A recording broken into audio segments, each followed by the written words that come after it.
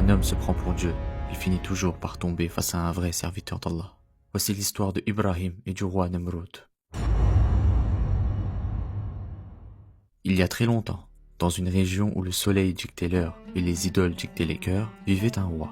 Un roi si arrogant qu'il se disait lui-même Dieu. Son nom, Nemrod. Et face à lui se dressait un jeune homme. Pas un prince, pas un chef de guerre, un jeune homme seul, mais éclairé par quelque chose qu'aucune armée ne pouvait offrir. La foi et un Dieu unique. Ce jeune homme, c'était Ibrahim. Il ne comprenait pas comment son peuple pouvait se prosterner devant des statues muettes, comment ils pouvaient prier ce qu'ils avaient eux-mêmes sculpté de leurs mains.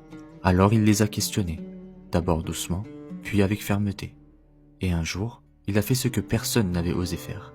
Il est entré dans le temple et il a détruit toutes les idoles, sauf une, la plus grande, à qui il a laissé la hache. Quand les gens sont revenus et ont vu le carnage, ils ont crié « Qui a fait ça ?» Et Ibrahim a répondu calmement « Demandez à la grande statue si elle peut parler. » Ils ont baissé les yeux parce qu'au fond ils savaient. Mais quand la vérité dérange, l'orgueil parle plus fort. Ils l'ont arrêté, puis l'ont traîné devant le roi, devant Nemrod.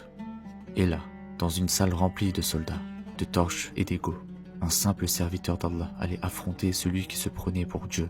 Nemrod lui a dit « Qui est ton Seigneur ?» Ibrahim a répondu « Mon Seigneur, c'est celui qui donne la vie et la mort. » Nemrod a ri. Il a appelé 2 prisonniers. Il a ordonné de tuer l'un et d'épargner l'autre. Puis il a dit « Tu vois, moi aussi je donne la vie et la mort. » Mais Ibrahim ne s'est pas laissé piéger. Il a dit « Mon Seigneur, c'est celui qui fait lever le soleil à l'est. Fais-le donc lever à l'ouest si tu es si puissant. » Et là, silence. Le roi n'avait plus rien à dire. Aucun soldat ne pouvait le sauver de cette vérité. Mais quand on ne peut pas gagner par la parole, on essaie par la violence.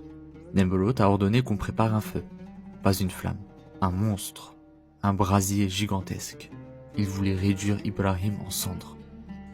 Ils ont construit une catapulte, ils l'ont attachée et ils l'ont lancée dans les flammes. Mais Allah avait décidé autrement. Il a dit « Ô feu, sois pour Ibrahim fraîcheur et paix. » Et le feu a obéi. Ce jour-là, l'arrogance du roi s'est consumée et Ibrahim est ressorti, sain, serein, intouchable. Parce que quand tu es avec Allah, même les flammes te protègent. Le roi voulait prouver qu'il était plus fort que Dieu, mais en face de la sincérité, l'orgueil s'effondre toujours. Et si cette histoire t'a plu, n'hésite pas à la partager en commentaire.